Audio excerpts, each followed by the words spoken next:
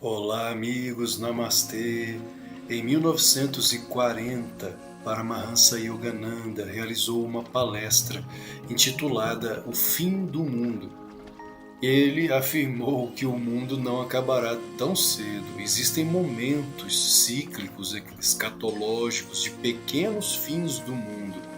Quando ocorre um tsunami, um terremoto, um maremoto, uma erupção vulcânica, alguma forma da natureza de se revoltar karmicamente contra a humanidade.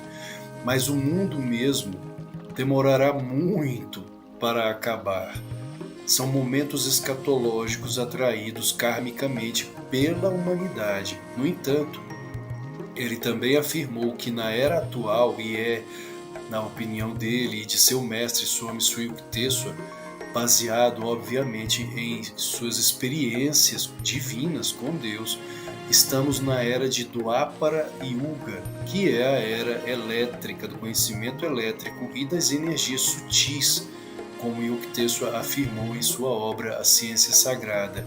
Sutil porque a energia atômica. Dwapara Yuga é a era da energia atômica e da energia elétrica. Eu gostaria de ler para vocês no livro O Romance com Deus, editora Self-Realization Fellowship, da página 64 à página 68, em que ele fala a respeito desta era atual, da era de Dwapara Yuga.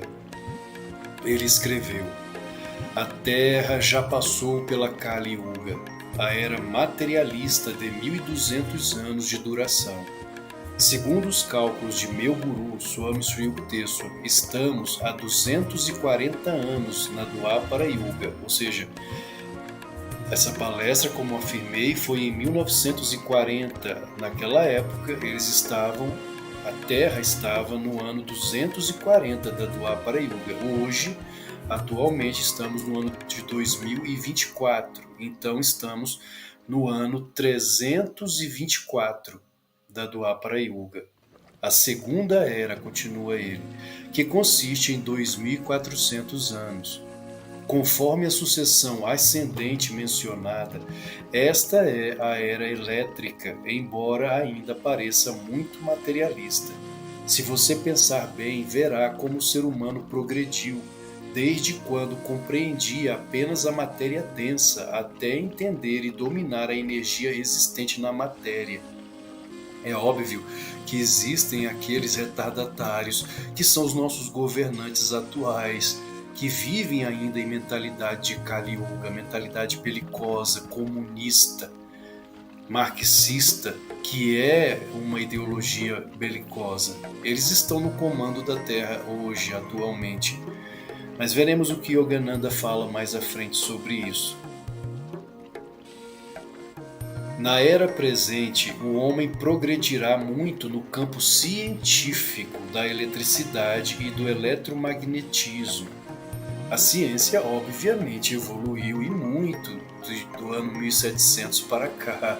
Inclusive os suplícios que ocorriam na Europa, em que criminosos eram colocados em praças públicas para serem mortos, assassinados vivos para o deleite do povo, como também ocorria em Roma, no Coliseu, quando pessoas eram lançadas aos leões para o prazer do público. E isso obviamente não existe mais. Esses suplícios não existem mais. Significa que apesar de termos líderes comunistas no mundo, não é, e que têm levado nações à miséria, à fome, ao holodomo, houve também um avanço. Estamos em verdade em uma batalha. Quando a Bíblia fala a respeito do Apocalipse, do Armagedon, não está errado quando os cristãos falam a respeito. Tudo que em verdade está registrado na Bíblia, Yogananda afirmou, é real, é verdadeiro. A questão é esse momento em que estamos vivendo atualmente, que estamos vivendo hoje, não é o único. A humanidade passa por esses momentos cíclicos ao longo das eras. E já passamos incontáveis vezes, se aceitarmos a ideia das yugas, das eras de evolução, Já passamos incontáveis vezes por pequenos momentos escatológicos, como é o momento atual.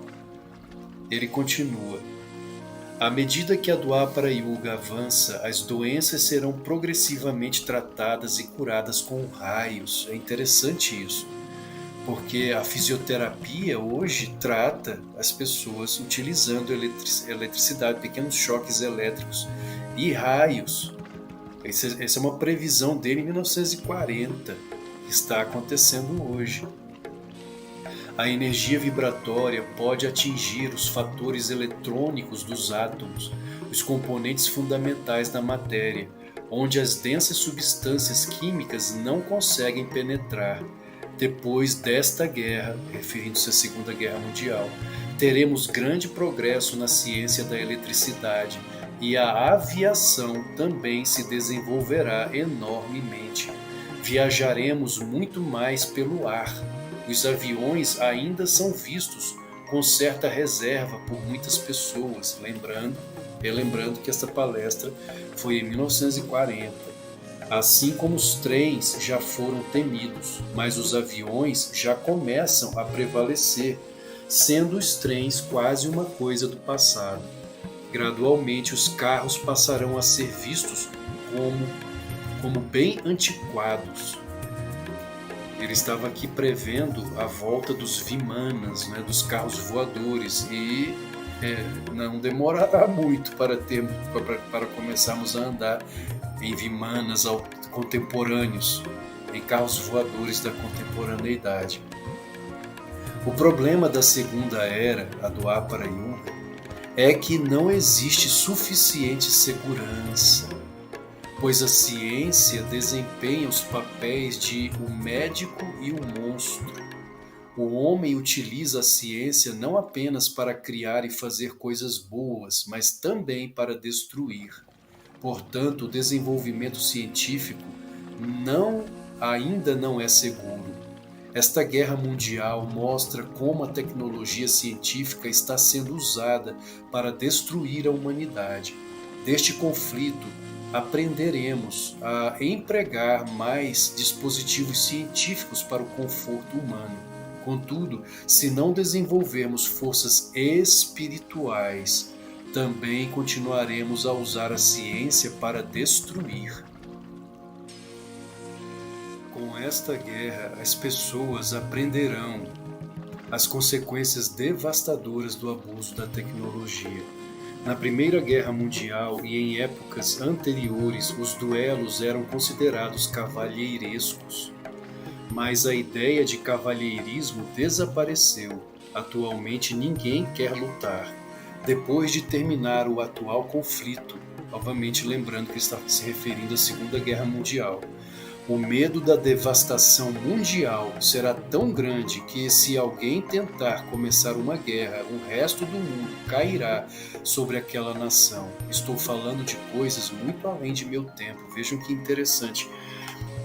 Ele realizou esta palestra em 1940. A Segunda Guerra Mundial terminou em 1945, com as explosões das bombas atômicas em Hiroshima e Nagasaki. Se ele não fosse onisciente, como afirmaria isto? Ele sabia, ele tinha consciência, a onisciência das bombas atômicas em 1940.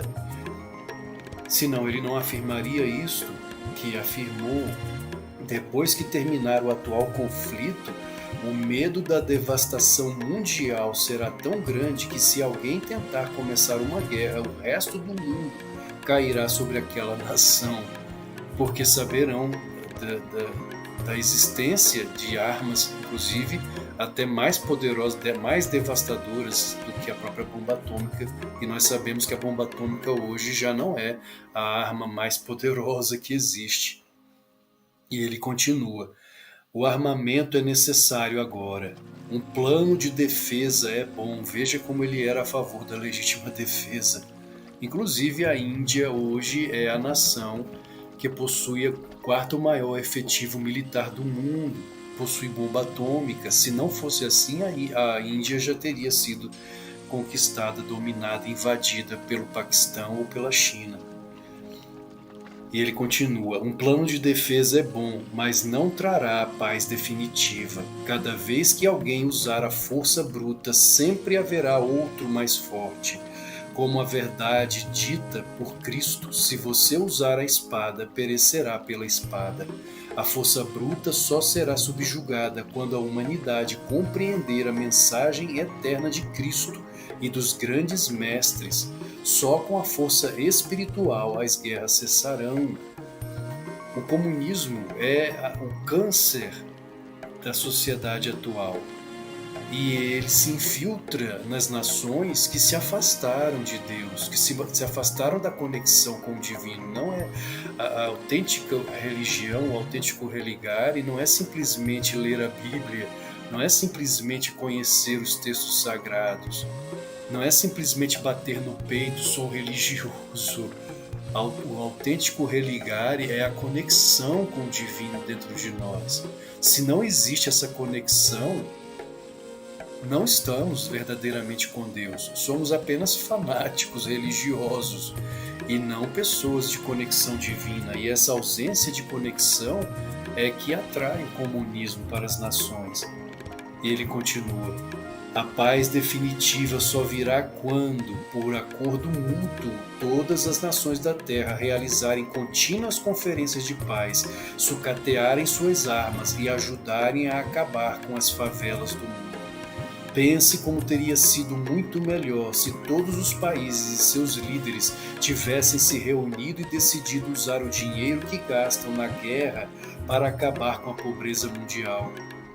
Em vez disso, mesmo quando a guerra terminar e uma nação se render a outra, as pessoas continuarão a viver com medo e a pobreza ainda existirá. O atual armamento será sucateado e bilhões de dólares desperdiçados. Por acreditar na força bruta, o homem está cometendo uma grande tolice. Por quanto tempo isso continuará? Como mudar essa situação? Somente quando os países estiverem traumatizados pela guerra é que começarão a perceber sua estreiteza de visão. Mas eu digo, embora não pareça, esta guerra está sendo travada pela liberdade de todas as nações oprimidas. Quem deu início à Segunda Guerra Mundial? Quem estava por trás da Segunda Guerra Mundial? E os Estados Unidos da América representam sim a liberdade. Espiritualmente falando, os Estados Unidos representam a liberdade no mundo. Por isso Albert Einstein mandou os segredos da bomba atômica para os alemães? Não. Para os russos? Não. Para os Estados Unidos. As forças kármicas estão operando para dar independência à Índia e a outros países dominados por estrangeiros. Agora na página 66 da obra Romance com Deus. A espiritualidade precisa ser forte em todas as nações. A temer ainda mais do que a guerra atual é a perversidade do bolchevismo, o maior dos inimigos. Para quem não sabe o que é bolchevismo, bolchevismo é o comunismo russo, que teve origem na Rússia. A Revolução Bolchevique de 1917 e que se espalhou pelo mundo. Aqui no Brasil, nós temos o bolchevismo em partidos como o PT. Bolchevismo é o comunismo belicoso. E o menchevismo é o comunismo mais intelectual, que é tão ruim quanto o outro, mas ele é mais intelectual, o menchevismo, e menos belicoso. É tão ruim quanto porque o objetivo, a meta é a mesma, a destruição da sociedade. Enquanto um utiliza aquilo que Karl Marx ensinou, a luta armada, portanto belicosa, e nós vemos aqui no Brasil o MST, movimentos como o MST, o menchevismo vai mais pelo pensamento de Antônio Gramsci: não combata os tanques, perverta as mentes. O menchevismo é mais intelectual, com partidos aqui no Brasil como o PSDB, por exemplo. são mencheviques. Continuando. Eis uma história: um leão e um urso brigavam pela carcaça de um cervo. O urso morreu e o leão, com a coluna quebrada, não conseguiu chegar até o cervo morto. Uma raposa que estivera observando de longe veio e arrebatou a presa. O comunismo ímpio está apenas esperando para disseminar-se. Precisamos, acima de tudo, lutar para manter a força da espiritualidade em todos os países. Na verdade, o comunismo se espalhou, né? Isso em 1940 ele afirmou: o comunismo ímpio está apenas esperando para disseminar-se, e ele se disseminou.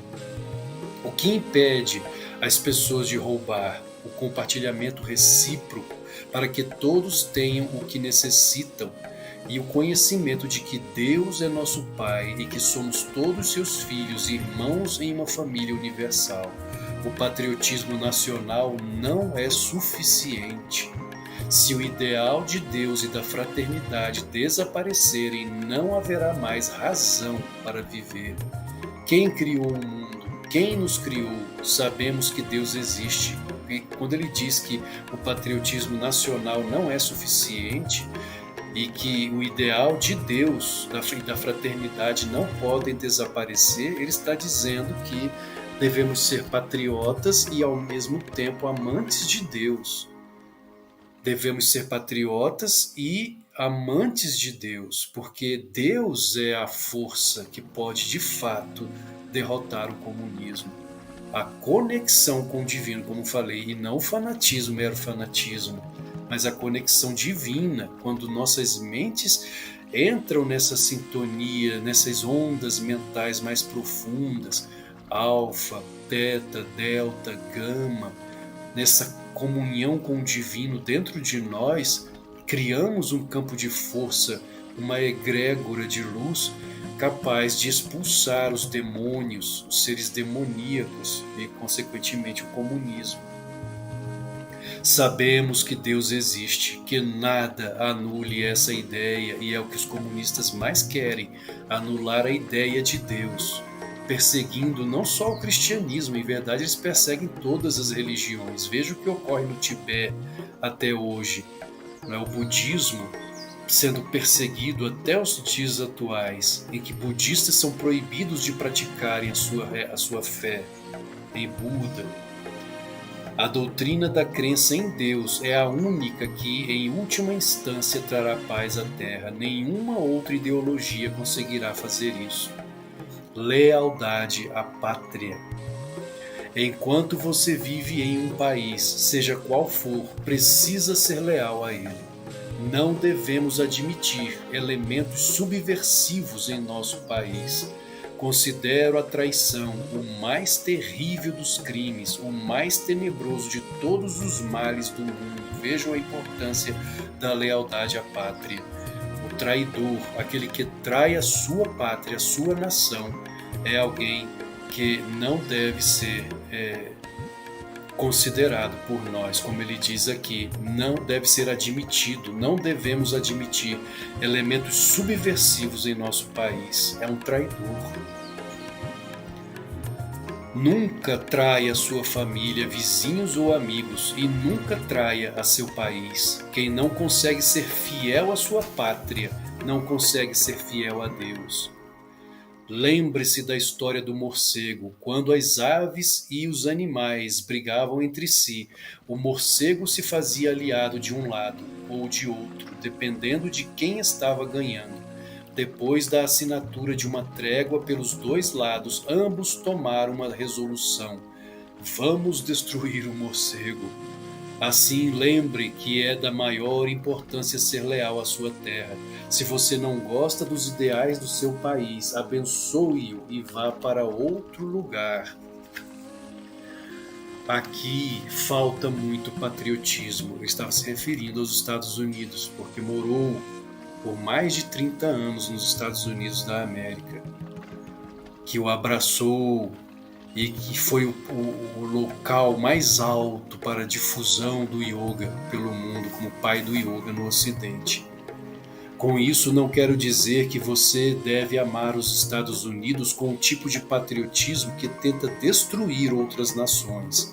Vejam como é interessante. Amar a sua nação, amar a sua pátria, não significa odiar as outras nações.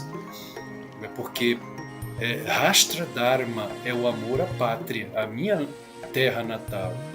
Manava Dharma é o amor à humanidade. É um círculo concêntrico de amor que começa com Vyakti Dharma, amor a Deus em mim, aos preceitos éticos, morais, individuais. Depois o amor à família, um círculo concêntrico. Amor à família, Parivarika Dharma, amor à sociedade, Samanja Dharma, amor à pátria, Rashtra Dharma e amor à humanidade, Manava Dharma. O tipo de patriotismo que tenta destruir outras nações. Em vez disso, ame a seu país e a seus ideais, para que assim consiga amar ao mundo todo. Se todos amassem primeiro a própria pátria e depois expandissem este amor para incluir todos os outros países como seus, não haveriam mais guerras. Portanto, nunca tolere alguém que não seja um patriota verdadeiro. Ninguém tem o direito de viver neste país sem amá-lo. É errado morder a mão que nos alimenta.